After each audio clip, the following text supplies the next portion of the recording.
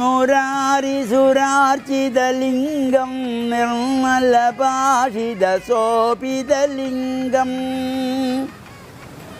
என்மயதுக்க விநாசனலிங்கம் தத்பிரணமாமி சதாசிவலிங்கம் தேவகணார்ஜிதசேவிதலிங்கம் பாவய பக்தி சுலேபிதலிங்கம் தினகர கோடி பிரபாகரலிங்கம் தத்பிரணமாமி சதாசிவலிங்கம். ஓம் நமச்சிவாய. மேன்மைகள் சைவநீதி விளங்குக உலகமெல்லாம். நோயற்ற வாழ்வே குறைவற்ற செல்வம். அந்த நோய் நொடி இல்லாத வாழ்வு இந்த உலக மக்கள் எல்லோரும் வாழ வேண்டும் என்று கலியுகத்தின் காந்தமலை ஜோதியாகிய சபரிமலை சுவாமி ஐயப்பனுடைய திருவடிகளை சிறந்தாழ்த்தி டான் தமிழொலி ஓம் தொலைக்காட்சி நேயர்கள் அனைவருக்கும் சர்வதேச இந்து மத குருபீடம் அகில இலங்கை சபரிமலை ஸ்ரீ சாசாபுரத்தின் சார்பில் இனிய வணக்கங்களும் நல்லாசிகளும்.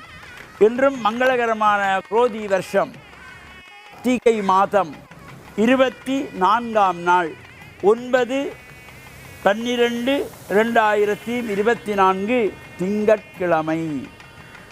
இன்று சோமவாரம் என்று போட்டுக்கின்ற திங்கட்கிழமை.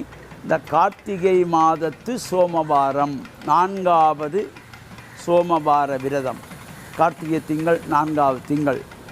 அடுத்து வருகின்ற திங்கட்கிழமை மார்கழி மாத பிறப்பு. எனவே இன்றோடு இந்த கார்த்திகை சோமவார விரதம் நிறைவு பெறுகின்ற வகையிலே 4வது சோமவார விரத அனுஷ்டானத்தோடு கூடியதாக சிவன் ஆலயங்களிலே, அம்பாள் ஆலயங்களிலே, ஏனைய ஆலயங்களிலும் சிவன் சன்னிதானத்திலே நடைபெறுகின்ற இந்த கார்த்திகை சோமவார விரத அனுஷ்டான பூஜை, அபிஷேகம், வழிபாடுகளிலே எல்லாம் நாம் கலந்து இறையருடையெல்லாம் பூர்ணமாக பெறுவதோடு இந்த கார்த்திகை சோமவார விரத அனுஷ்டானத்திலே ஈடுபடுகின்றவர்கள் பல இடங்களிலே பல்வேறு சிறப்போடு கூடியதாகவும் அபிஷேகங்கள், சங்காபிஷேகங்கள், பொங்கல் வழிபாடுகளோடு கூடவும் இந்த விரத அனுஷ்டானத்திலே ஈடுபடுகின்றவர்கள் சாயங்கால வேளையிலே சூரியன் மறைந்த பின்பு இந்த விரதத்தை பூர்த்தி பண்ணுவதற்கு அங்கே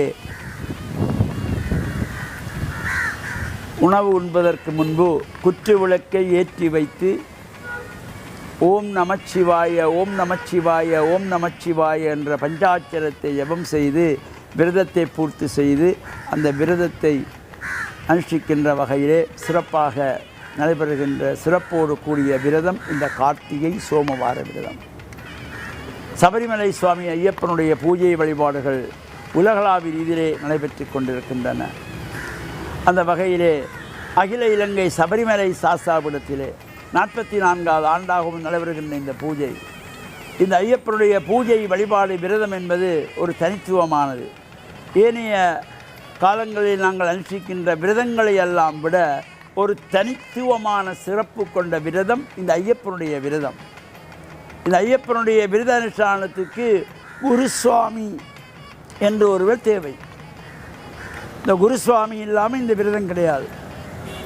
அவ்வாறு அந்த குருசாமியாக இருக்கின்றவர்கள் பல முறை சபரிமலை யாத்திரை சென்று வந்தவர்களாக, ஐயப்பனுடைய சிறப்புகளை அறிந்தவர்களாக, விரத அனுஷ்டானத்தை பூர்ணமாக தெரிந்து கொண்டவர்களாக, யாத்திரையினுடைய சிறப்புகளை அறிந்து கொண்டவர்களாக, ஏனைய வருகின்ற சுவாமிகளுக்கு எடுத்து கூற தெரிந்தவர்களாக, இந்த அனுபவம் நிறைந்தவர்களாக, ஐதீகம் தெரிந்தவர்களாக, ஒழுக்க சீடர்களாக இருக்கின்ற பொழுது இந்த விரதத்தினுடைய புனிதம் சிறப்படையும்.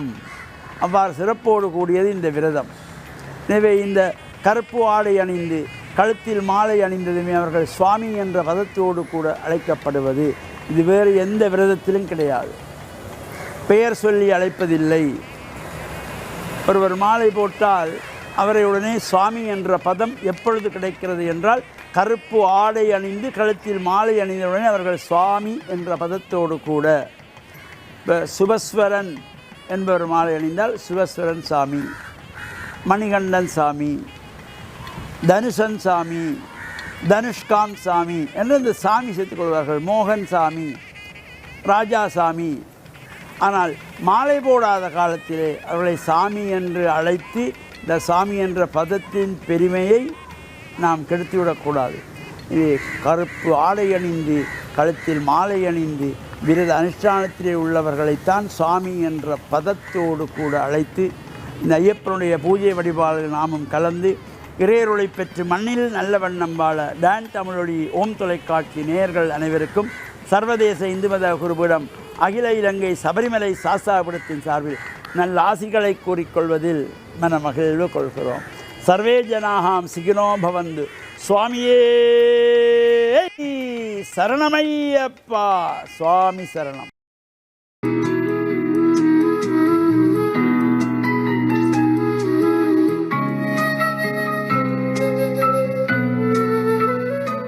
இறை இயேசுவில் என் அன்பு நெஞ்சங்களே, கிறிஸ்தவ நற்சிந்தனை வேளையில் உங்களை சந்திப்பதிலே எனக்கு மிக்க மகிழ்ச்சி. ஆண்டவர் இயேசுவின் அன்பும் அருளும் உங்கள் அனைவரோடும் இருப்பதாக. இன்று திரு அவை மரியாளின் அமலோற்பவ விழாவை கொண்டாடுகின்றது. வழமையாக டிசம்பர் மாதம் 8ஆம் நாள் இந்த திருவிழாவை கொண்டாடுகின்றது. இந்த ஆண்டு இந்த 8ஆம் தேதி திருவருகை காலத்தின் 2ஆம் ஞாயிறு என்றபடியினால் இதை 9ஆம் தேதி கொண்டாடுகின்றோம். மரியாள் அருள் மிக பெற்றவள் என்று வானதூதர் அவளை வாழ்த்தினார். பொதுவாக மனிதர்களாகிய நாம் எல்லோரும் பிறக்கின்ற பொழுது சென்ம பாவத்தோடு பிறக்கின்றோம். முதல் மனிதன் ஆதாம் ஏவாள் செய்த பாவத்தின் விளைவாக மனுக்குலத்தில் கலந்து கொண்ட இந்த பாவ மாசு எங்கள் ஒவ்வொருவரையும் அது தாக்குகின்றது. ஆனால் மரியாள் இறைவனுடைய தாயாக, இயேசுவினுடைய தாயாக விளங்குகின்றபடியினால் இறைவன் அவரை நிறைவாக அன்பு கூர்ந்து தம்முடைய அருளால் அவளை நிரப்பி அவருடைய தாயின் வயிற்றிலே கருவாக உருவாகுகின்ற பொழுதே மரியாள் அமல உட்பவியாக, பாவ மாசு அற்றவளாக, தூயவளாக பிறக்கின்றாள். மரியாளுடைய அழகான ஒரு விழாவாகும். திரு அவை மரியாளுக்கு இந்த பெயரை சூட்டி அமல உட்பவி என்று சொல்லி அவளுக்கு விழா எடுப்பதற்கு முன்னதாக 1854ஆம் ஆண்டு 9ஆம் பத்திநாதர் இதை ஒரு விசுவாசத்தின் மறைபொருளாக நாங்கள் ஏற்றுக்கொள்வதற்காக அவர் சிபார்சு செய்திருக்கின்றார். எங்களுடைய விசுவாசத்தினுடைய நம்பிக்கையினுடைய ஒரு மறைபொருளாக நாங்கள் இதை ஏற்றுக்கொள்கின்றோம். இதனால் நாங்கள் மரியாவுக்கு மரியாதை செய்கின்றோம். மரியன்னையினுடைய இந்த தூய்மையான அவளுடைய உட்பவத்திற்கு விழா எடுக்கின்ற பொழுது அளவு கடந்த ஆண்டவருடைய அன்புக்கு விழா எடுக்கின்றோம். ஆண்டவர் இயேசுவினுடைய தாயாக தேர்வு செய்யப்பட்ட இந்த மரியாள் இந்த உலகத்திலே பிறந்த மனிதர்கள் எல்லோரிலும் பார்க்க ஒரு தனி சிறப்பு வாய்ந்தவள். இவர் அருளால் நிரப்பப்பட்டு இருந்தாலும் தன்னுடைய வாழ்க்கையில் அவள் இறுதி வரை இறைவனுடைய அன்புக்கு பிரமாணிக்கமாக வாழ்ந்தாள் என்பதுதான் மரியாளினுடைய சிறப்பு ஆகும். அருளால் இறைவன் நிரப்பியிருக்கின்றார் இவளை என்று சொன்னாலும் இந்த மரியன்னை எங்கள் எல்லோருக்கும் எப்படி அந்த அன்புக்கு ஈடாக அன்பை வெளிப்படுத்த முடியும் என்று கற்றுத்தருகின்றாள். நாளை மரியாளினுடைய அமலோற்பவ திருநாளிலே அவள் எவ்வாறு இறைவனுக்கு பிரமாணிக்கமாக ஒரு தூய்மையான வாழ்வை நிறைவாக வாழ்ந்தாள் என்பதனால் அந்த அன்னை எங்கள் எல்லோருக்கும் அன்னையாக இருப்பதனால் அந்த அன்னை எங்களுக்கு எப்பொழுதும் துணை நிற்க விரும்புகின்றாள். ஒரு பிள்ளையை அவளுடைய கரத்திலே பிடித்து கொண்டு அல்லது தன்னுடைய கரத்திலே தாங்கிக் கொண்டு அல்லது தன்னுடைய மடியிலே அவரை கிடத்தி அவரை அன்பாக பாசமாக வழிநடத்துவது போல மரியாள் எங்கள் ஒவ்வொருவரையும் அத்தகைய உயர்வான அன்பினாலே அவர் பெற்றுக்கொண்ட அந்த அன்பை எங்கள் ஒவ்வொருவரோடும் தனித்தும் திரு அவையாகவும் பகிர்ந்து கொள்ள விரும்புகின்றார். எங்கள் எல்லோருக்காகவும் என்றும் பரிந்து பேசுகின்ற ஒரு தூய்மையான நிறைவான ஒரு தாயை நாங்கள் பெற்று கொண்டிருப்பது பெருமைக்குரியதாகும். அதனால் இந்த விழாவிலே இந்த மரியாளினுடைய தூய்மையை, அவளுடைய பிரமாணிக்கம் உள்ள வாழ்வை, இறைவனுடைய அன்புக்கு பதிலன்பு கொடுக்கக்கூடிய தகமை படைத்த அந்த தாயினுடைய வாழ்வை நாங்களும் கண்டு பாவிக்க அவள் எங்கள் அனைவருக்காகவும் பரிந்துரைப்பாளாக. ஆமென்.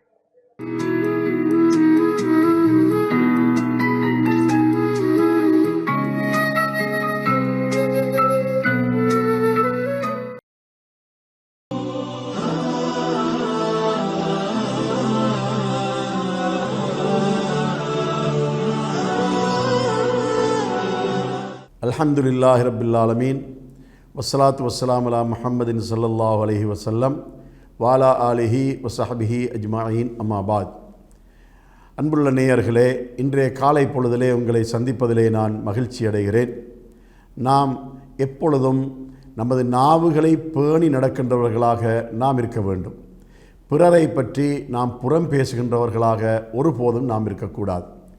அடுத்தவர்களுடைய செயல்பாடுகளில் அவர்கள் ஏதும் தப்பு தவறுகள் செய்வார்களாயிருந்தால் அதை நாம் பிறரிடத்திலே அவரை பற்றி குறைகளை சொல்லித் திரிவதனால அதனால் எந்த நன்மையும் ஏற்பட போவதில்லை. அந்த பிழை செய்கின்றவர்கள் திருந்தப் போவதும் இல்லை. உண்மையாகவே அவர்களோடு இவன் அன்பு கொள்ளக்கூடியவனாக இருந்தால் அந்த பிழை செய்கின்றவரை நேரடியாக சந்தித்து அவருடைய பிழையை சுட்டி காட்டி, அத்தகைய பிழையை செய்ய வேண்டாம், சமுதாயத்திலே உங்களுக்கு வீழ்ச்சி இருக்கின்றது, சமுதாயத்திலே உங்களுக்கு இழிவு இருக்கின்றது, அதனால் இத்தகைய பிழையை செய்கின்றவராக நீங்கள் இருக்கக்கூடாது என தனிப்பட்ட முறையிலே அவருடைய சுயமரியாதையை பாதுகாத்து அவருக்கு புத்தி சொல்கின்றவர்களாக இருப்போம் என்றால் இது ஒரு நல்ல பண்பாகத்தான் இருக்கின்றது. ஆனால் இதற்கு நேர் மாற்றமாக அவனுக்குமே தெரியாமல், பிழை செய்கின்றவருக்குமே தெரியாமல், அவர் இல்லாத போது அவரை பற்றி 4 பேரிடத்திலே குறை சொல்வது என்பது இருக்கின்றதே, இது சமுதாயத்திலே குழப்பங்களையும் பிரச்சனைகளையும் உருவாக்குமே அல்லாமல் இதனால் எந்த நன்மையும் ஏற்பட போவதில்லை. அதனால் பிறரை பற்றி புறம் பேச வேண்டாம் என்ற செய்தியைத்தான் நபிகளார் ஸல்லல்லாஹு அலைஹி வஸல்லம் அவர்கள் நமக்கு சொல்லியிருக்கின்றார்கள். திருமறை குர்ஆனும் கூட புறம் பேசுவதை பற்றி சொல்லும்போது அல்லாஹ் எந்த அளவுக்கு இழிவுபடுத்தி சொல்கிறான் என்றால், உனது சகோதரன் ஒருவன் இறந்திருக்கின்ற நிலைமையில் அவனுடைய மாமிசத்தை சாப்பிடுவதற்கு நீ விரும்புவாயா, அதனை நீ வெறுப்பாய் என்று சொல்லிவிட்டு புறம் பேசுவது என்பது இதைவிட அசிங்கமான அருவருப்பான ஒரு செயலாகும் என அல்லாஹ் திருமறையிலே சொல்லி காட்டுகின்றான். புறம் பேசுகின்ற செயலை இறைவன் எந்த அளவுக்கு ஒப்பிட்டு சொல்கிறான் என்று சொன்னால், உனது சகோதரன் ஒருவன் இறந்திருக்கின்ற நிலையில் அவனுடைய உடலின் ஒரு பகுதியை நீ அறுத்து அந்த மாமிசத்தை சாப்பிடுவது எவ்வளவு அருவருப்பான ஒரு செயலோ அதைவிட அருவருப்பான ஒரு செயல்தான் அடுத்தவர் இல்லாத போது அவரை பற்றிய செய்திகளை புறமாக பிறரிடத்திலே பேசுகின்ற ஒரு நடைமுறை என்பதை அல்லாஹ் நமக்கு எடுத்துச் சொல்கின்றான். அதனால் நேயர்களே, அன்புள்ள சகோதர சகோதரிகளே, மாணவ மணிகளே, நாம் எப்பொழுதும் பிறரை பற்றிய நல்ல செய்திகள் பேச வேண்டுமே அல்லாமல் பிறர் செய்கின்ற குற்றங்குறைகளை அலசி ஆராய்ந்து அதை நாம் பேசுகின்ற பழக்கமுடையவர்களாக ஒருபோதும் நாம் இருக்கக்கூடாது. எப்பொழுதும் அடுத்த மக்கள் மீது நல்ல அபிப்பிராயம் கொள்கின்றவர்களாக நாம் இருக்க வேண்டும். அது மாத்திரமல்ல, பிறர் இல்லாத நேரத்திலே அவரை பற்றிய நல்ல செய்திகளை நாம் பேசி பரிமாறுகின்றவர்களாக இருப்போம் என்றால் சமுதாயத்திலே இதனால் மிகப்பெரிய நன்மைகள் ஏற்பட வாய்ப்பும் இருக்கின்றது. அதே நேரத்திலே இறை வானவர்கள் அந்த நேரத்திலே நமக்காக இறைவனிடத்தில் பிரார்த்தனையும் செய்வார்கள். ஏன், ஒரு சகோதரன் இல்லாத போது அவனை பற்றிய நல்ல செய்திகளை இவர்கள் பேசிக்கொண்டிருக்கின்றார்கள் என்பதை இட்டு வானவர்கள் இறைவனிடத்திலே இத்தகைய மனிதர்களுக்காக பிரார்த்தனை புரியக்கூடியவர்களாக இருப்பார்கள் என்ற இந்த செய்திகளை எல்லாம் நபிகளார் நமக்கு சொன்ன செய்திகளாக நாம் காணக்கூடியதாக இருந்து கொண்டிருக்கின்றது. அதனால் நேயர்களே, அன்புள்ள சகோதர சகோதரிகளே, இளஞ்சந்ததிகளே, மாணவ மணிகளே, நாம் எல்லோரும் பிறரை பற்றி அவர்கள் இல்லாத போது நல்ல செய்திகளையே பேசுகின்ற நட்பண்புள்ளவர்களாக நம்மை நாம் ஆக்கிக்கொள்ள வேண்டும். வாஹிர் தஅவானா அனில் ஹம்துலில்லாஹி ரப்பில் ஆலமீன்.